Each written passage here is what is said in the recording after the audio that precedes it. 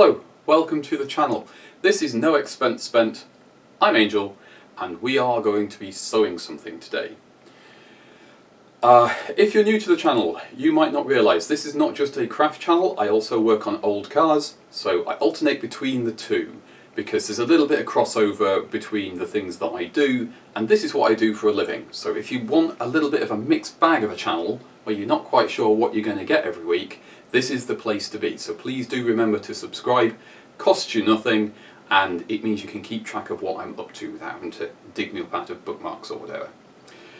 This week I'm working with curtains. Now, if you've seen some of the previous videos, you'll know about these hoodies that I've been putting together, and I've been putting some other bits of clothing together as well, because I'm trying to get some stock for a slow fashion stall to run, hopefully, later this year. Long story short, I've been dealing with some health issues because of ME, and it's really a bit of a challenge to keep things going, but we're doing our best. This time I'm going to be making use of some curtains. Now, this is where I would normally put in footage of the curtains that I'd found and dismantling them and all that kind of thing, and for some reason I completely forgot to do that. So you'll have to imagine a pair of slightly worn silver velvet curtains. After I dismantled them and put them through the wash, they looked a lot better. There wasn't really any sign of sun damage, which is great. That's something you do have to be careful of with curtains. And the only downside with them, really, is the top of the metal ring types, which I'm not a fan of. And I've been trying to find a solution to it because it feels like such a waste to get rid of that bit of the curtain when it could be quite a distinctive, styling feature. But I've never been able to figure out how to do it until now. So in this project I'll show you what you can do with the top of a curtain if you're recycling stuff like that. I do a lot of this. I do a lot of taking fabric that's used or dead stock, which is what this is. Dead stock fabric, by the way, is brand new fabric, it's just no longer in production. So a print like this, for example, could be, a couple of months old. They're just not going to make any more of it. Sometimes it's much, much older. If you've seen the floral biker jacket series that I've done, go in the playlists for that one. That was done with dead stock from fabric that I think might have been from the 60s. I'm not 100% sure, but was basically brand new, which is fantastic. Anyway, if you're going to be making things from curtains and you're using second-hand ones rather than new ones, just check them over for sun damage, stains. Sometimes you get vertical fade lines in them. The fabric can go brittle, and it's all to do with the UV damage from them being hung in a window for a long time. They also pick up a lot of just atmospheric dirt from being hung up in a room for months at a time. So always wash curtains when you're going to use them and check them over for damage, so when you're cutting your pattern pieces out, you're using the very best parts of the curtain. I got quite lucky. The silver ones I'm using, they had very little damage to speak of at all. There was a couple of stains here and there that I could cut the pattern pieces around, so those bits obviously got discarded and weren't used. And there wasn't any UV damage to speak of. They were still fairly new, which is good. I don't think you want to listen to me prattle on anymore about what I'm going to do. I think you want to see me do it. So let's go back into the past a little bit so that we can have a look at what I'm putting together here today.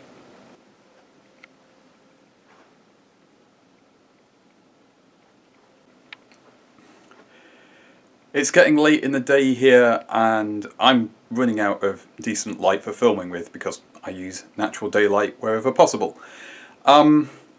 Yeah, I'm doing a very messy job at the moment. I've got the overlocker just cooling down for a minute because I have got a variation on those cropped hoodies that's longer, and because of the way I'm layering the fabric, I have to overlock every single piece, which I don't normally have to do with my construction technique, but with this one you're going to be able to see the insides of the inside. So my floor at the moment is just covered in glitter and fluff, and yeah, it's a bit of a mess. This bag here is full of stuff to sew up, so that's pattern pieces ready to go, and on here is what I'm working on. And I've got this really nice sort of pressed geometric pattern silver velvet, but it is very prone to fraying on the edges and making lots of fluff, which I need to not happen. So we've overlocked around all of these edges. All I've got left to do now is just the centre stripe on the hood. And the lining for this is a blue voile with this glitter mesh. And, well, there's a reason that they call glitter craft herpes. It's unstoppable. But it's worth it because you get this really nice lining effect. And the voile actually, was it voile? I don't know how you say that word. This word that's on the screen. Anyway, that traps all the glitter inside, so I don't need to worry about this shedding. And then the outside will be the silver, obviously. The inside is the blue. Can I layer these up one-handed? There we go. So on the lining, that's sort of what you'll see. Also, this blue fabric has a slight, it's not really showing up on camera, but it's got a slightly metallic sheen to it when the light hits it just right, which adds to this. I think unfortunately this one has ventured ever so slightly too far into science fantasy, but I'm okay with that. It will be reversible, but I suspect it won't be worn reversible. The hood's slightly oversized on this one. This is the larger pattern as well, so it should drape quite nicely. And being longer, I think it's about knee length, it should be a very different look to the other ones I've done. I'm not putting any pockets on it because you'll see the inside of the pocket through this, which isn't ideal. I was toying with maybe putting a belt on it, but I don't think I will. I think I'll just keep it nice and simple. It's enough work as it is just overlocking all these panels. And I've just got these left to go, which is the bits that make everything up. But you can see with this fabric here, it does fray quite badly. And I don't want that visible on the inside of the garment because you'll see straight through this lining. And with the mesh doesn't fray, but it's just nice to tidy up the edges and hold everything together. Yeah, this is being a little trooper at the moment, but after a while it does start to smell a little bit scale extrixy, so I'll just give it a little bit of a rest. I could really do with giving it a service, but I am short on cash.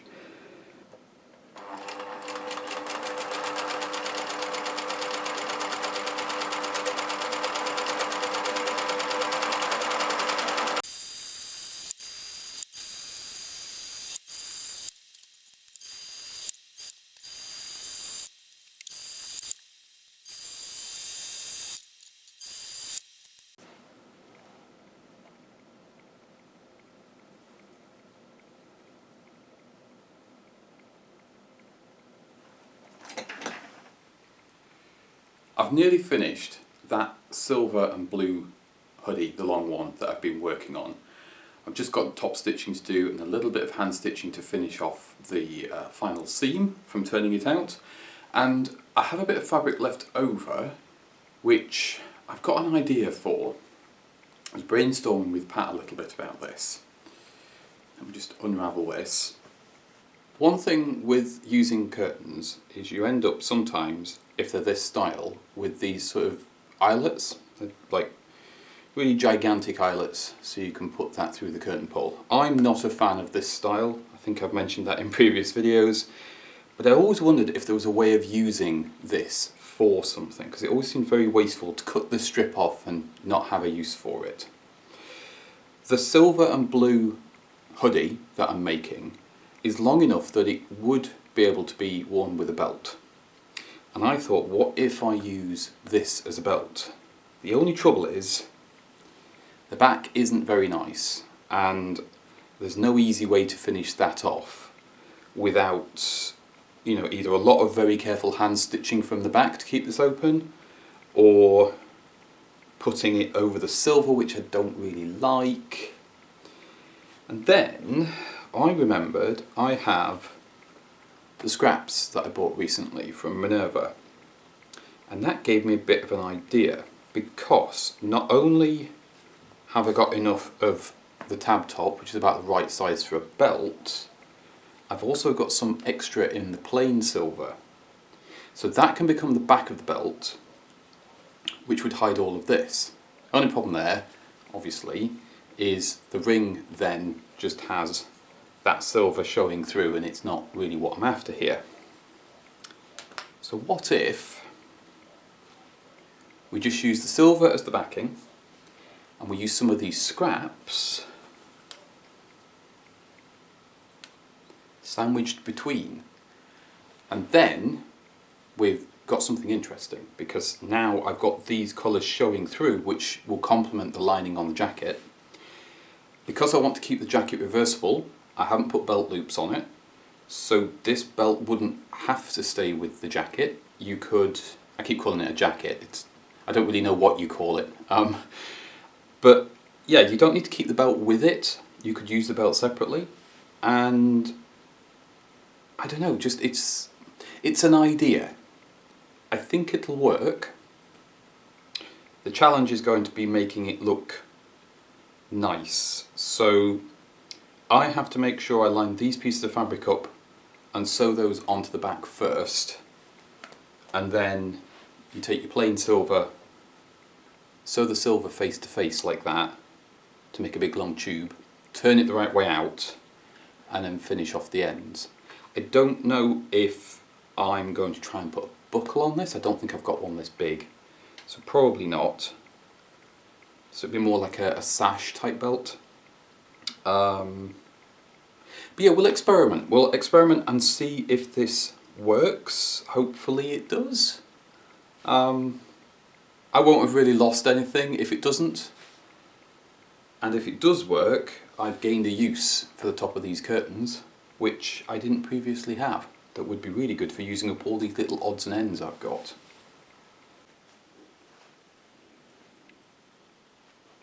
Got everything pressed, and we've got these overlocked on the edges, because when these are behind here, I don't want any stray fibres coming out and poking out through these holes. That would look less than professional. To make the belt long enough, I did want to use just like one long run with no joins, but it's not really long enough to go around the waist size for this properly, so I thought I'll make it as long as I possibly can, and that will be better. So did this on the best diagonal I could manage, because I want to keep these spacings the same all the way along, so that it's less obviously two pieces. And you want to do this on a diagonal rather than straight, because it makes this seem less bulky when you cant it over. The more you can cant it over, the better, unfortunately, because I've only got limited amount of fabric here with what I'm working with. It's quite a steep angle there. Yeah, so I've got this side and this side. When you're very careful, you can press this kind of velvet, but only from the back. So that's what I've done, and that's okay. So my next task is to go through and pin all of these squares in order, so that I can actually sew this belt together. The other thing I've got to sort out is not all of my cut edge is perfect, so I've got to straighten that up before I sew it together and turn it right side out. I really hope this works, because this is a lot of work for something that might not actually look that good when it's done, and I won't know until I've done it. We've encountered a slight technical problem here, which is I'm using a 70-year-old machine, and sometimes, well, a bit like me, they need a little bit of a rest partway through. The trouble is the amount I'm asking it to do here. This is a Singer 201K, it's a semi-industrial home machine, so it can deal with heavy-duty stuff, like upholstery work. But this machine was made in the mid-50s, and as far as I know, that is its original motor that has never been serviced. It's... where are we? There we are. It's quite warm. I can touch it, but it is quite warm, so I'm going to leave that to cool down. The reason I noticed it is the machine was starting to slow down a little bit, which is never a great sign. And it's because of how much I'm asking it to do here. I've been using the machine a lot lately, a lot more than it's used to. and it's not commercial grade, so you have to respect that a little bit. Also, with this velvet for the belt, I did press it, but I wasn't very happy with how it looked, so I decided to top stitch to match the tunic, which is the word I was struggling to find earlier, and I think it looks better. I also like this. I think it's very fun. I have tried it on in a couple of different ways. It doesn't read like the top of a curtain, which is really good, and it's because of these coloured backings, I think, and the fact that not that many people have velvet curtains in their houses these days. These come in and out of fashion, so unless you've got this specific curtain set in your house, I don't think you'd know. So we're going to let the machine cool down before I finish this last run of stitches on the belt, and apart from that, the only other stitching I've got to do is just here. I just need to hand stitch that, and that's where you turn the garment the right way out, because this is a bag lining on this, and then we're done. I will try this on, but just bear in mind it isn't my size. This is to the large size of the pattern, so it will bury me a little bit. That's one of the problems when you're making clothes like this. If I make everything to fit me, I'm limiting the amount of people that could wear it, but if I make it to fit other people, then I can't model it. So that's something else I've got to look into soon, is I've got to look into what it costs to get models and a photographer. I've got some friends who might be able to help, but I do prefer to pay people if I can. Fair's fair, especially if they're helping me with selling things. Yeah, because I'm not very good at photographs. They're not my strong suit.